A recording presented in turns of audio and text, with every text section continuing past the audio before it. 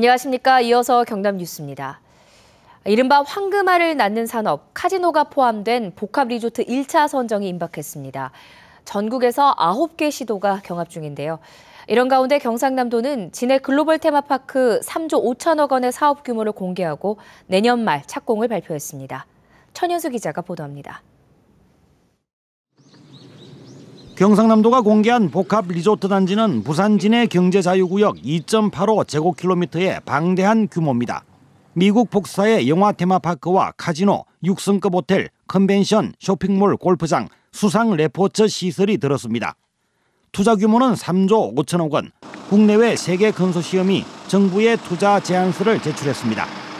중국 실버선 홍콩 신한기 그룹 컨소시엄과 중국 분마그룹 컨소시엄, 국내 컨소시엄 등으로 각각 20-30개 기업이 참여하고 있습니다.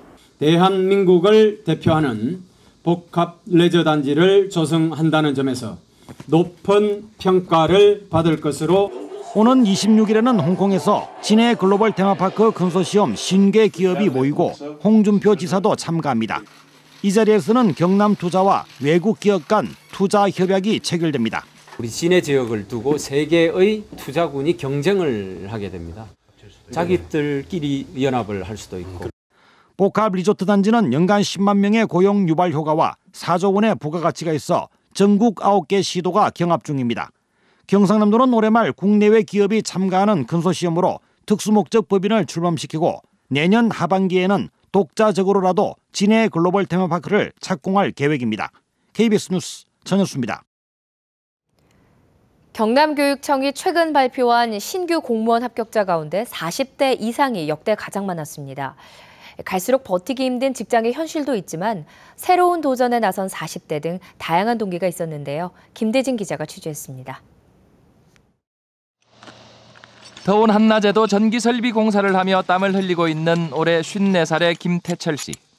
김 씨는 이번 경남교육청의 지방공무원 임용시험에서 가장 많은 나이로 합격했습니다. 20여 년 동안 작은 건설회사에서 관리직으로 근무했지만 갈수록 악화되는 경기 사정으로 자리가 위협받으면서 몇 년 전부터는 산업기사 자격증을 따 현장에서 일을 하고 있습니다.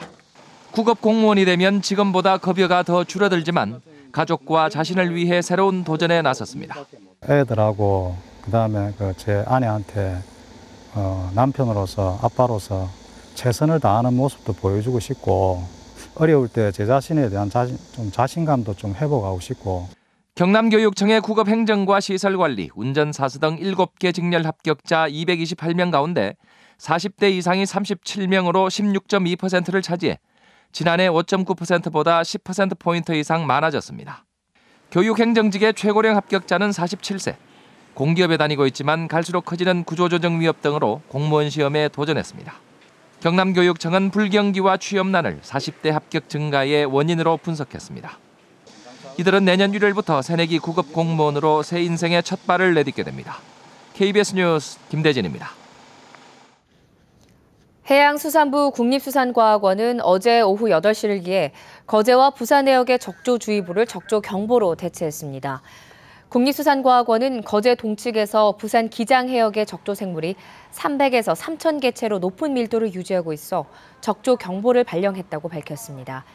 이 해역에는 통영에서 거제 남부 해역에 나타난 고밀도 적조가 해류를 타고 유입돼 광범위한 고밀도 적조띠가 분포하고 있습니다.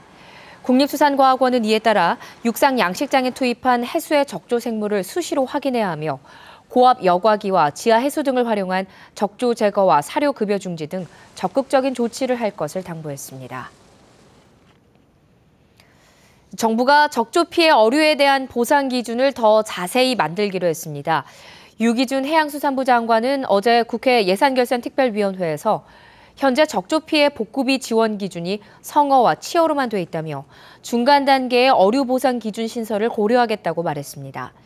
현재 해수부 고시에는 적조 피해 조사는 성어와 중간어, 치어 세 가지로 구분돼 있지만 피해 복구비는 성어와 치어만 구분돼 어민들이 현실적인 피해 복구가 안 된다며 어려움을 호소해왔습니다. 을지연습 훈련 종료와 함께 경상남도가 내용과 시기 조정 등을 정부에 요구하기로 했습니다. 경남통합방위협의 회장인 홍준표 지사는 현재 을지 연습은 6.25 당시와 비슷한 설정이라며 아파트 거주자가 70%를 차지하는 현실과 전기, 가스, 휴대전화 마비 등 디지털 시대에 맞는 훈련을 해야 한다고 밝혔습니다. 경상남도는 지난해에 이어 올해도 을지 연습 시기가 8월인 것은 적절치 않다며 한미 군사훈련 시기인 3월에 을지훈련을 하도록 중앙정부에 건의하기로 했습니다. 일제 잔재냐 아니면 역사적 근거가 부족한 왜곡이냐, 뛰어난 경관을 자랑하는 밀양 천황산의 이름을 바꾸는 것을 두고 이웃 자치단체끼리 찬반 논란이 일고 있습니다. 차주아 기자가 취재했습니다. 자욱한 구름 사이로 산줄기가 병풍처럼 펼쳐졌습니다. 경치가 좋아 영남알프스로도 불리는 천황산입니다. 하지만 등산객들은 이곳을 다른 이름으로 부릅니다. 영남알프스 전체를 볼 수 있는 곳이에요. 그래서 천황산을 자주 찾습니다. 일제시대 때 천황 그거로 인해서 천황산이다. 사람들이 좀 산에 다니는 사람들은 안 좋아해요. 그래서 사자봉이라고 우리. 때문에 밀양시도 천황산의 이름을 바꾸려 합니다. 일제강점기에 일왕을 뜻하는 천황으로 이름이 바뀌었기 때문이라는 겁니다. 밀양시는 15세기 지리서인 동국여지 승람에 제악산으로 표기돼 있고 일제강점기 지리서에 천황산이 처음 등장하는 등 왜곡 가능성이 크다고 주장합니다. 총 22개 고지도를 조사를 했습니다. 거기에 대부분이 제악산으로 천황산은 없었고. 하지만 울산 울주군은 조선시대 지도에도 천황산은 등장한다며 이름 변경에 부정적입니다. 이번 잔재는 아니고 조선시대부터 천왕산이라는 지명도 있었고 역사적 근거가 없이 이름 산을 바꾸면 그 산을 찾는 주민들에게 많은 혼돈을 일으킬 수 있으므로 전문가들은 또 다른 왜곡을 막으려면 충분한 역사적 근거를 검토하고 신중해야 한다고 조언합니다. 객관적인 자료 없이 함부로 고친다는 것은 매우 어려운 일이기 때문에 여러 문헌이나 증언들을 바탕으로 해서 새로운 역사 왜곡이 일어나지 않도록 해야 할 일. 천황산을 제악산으로 이름을 바꾸는 안건은 현재 국가지명위원회에 상정돼 있습니다. KBS 뉴스 차주아입니다.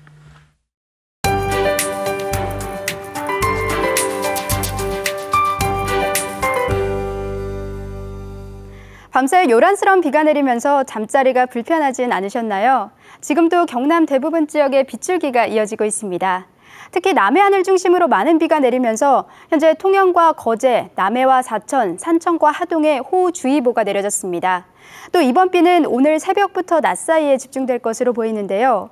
지리산과 남해안 일대엔 시간당 30mm 이상의 강한 비가 지나겠고 돌풍을 동반한 천둥 번개가 치는 곳도 있겠습니다.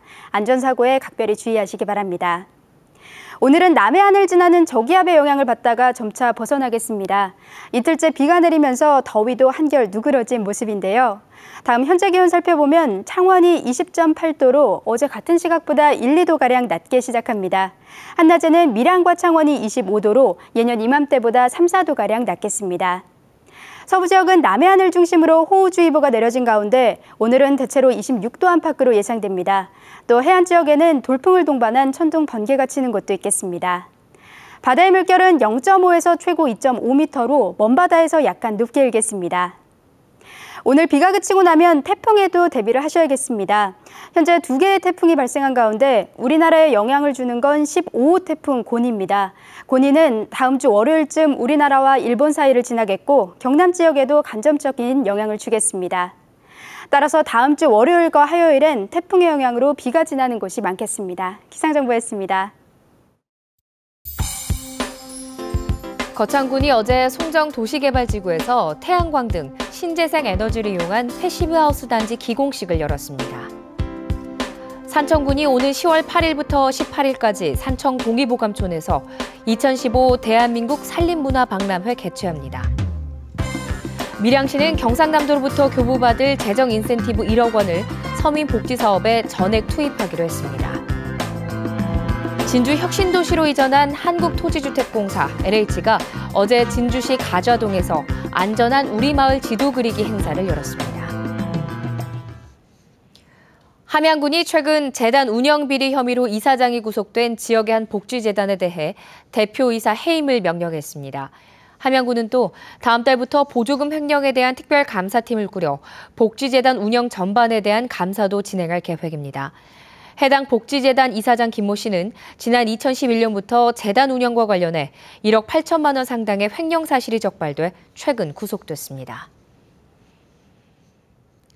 마산 가포시장이 지난 1월 개장한 지 8개월 만에 물동량 100만 톤을 넘어섰습니다. 마산지방해양수산청은 가포시장이 지난 1월 개장한 이후 이달 초까지 일반 화물 100만 톤과 컨테이너 3,500TU를 처리했다고 밝혔습니다. 수산청은 이와 같은 추세라면 연말이면 애초 올해 목표량 물동량인 146만 톤을 훨씬 넘어 200만 톤을 처리할 것으로 예상하고 있습니다. 천연잔디 운동장이 인조잔디 운동장보다 지면 온도가 배 가까이 낮은 것으로 나타났습니다. 국립산림과학원은 정오부터 오후 1시 사이에 측정한 결과 천연잔디 운동장의 지면 온도는 37도, 인조잔디는 69도로 배 정도의 차이를 보였고 일반 운동장은 45도, 아스팔트는 57도로 나타났다고 밝혔습니다. 산림과학원은 천연잔디는 광합성 등으로 태양광의 50에서 80% 정도로 흡수해 복사율이 낮고 먼지가 적게 날리며 부상 정도도 훨씬 적다고 밝혔습니다. KBS 뉴스를 마칩니다. 고맙습니다.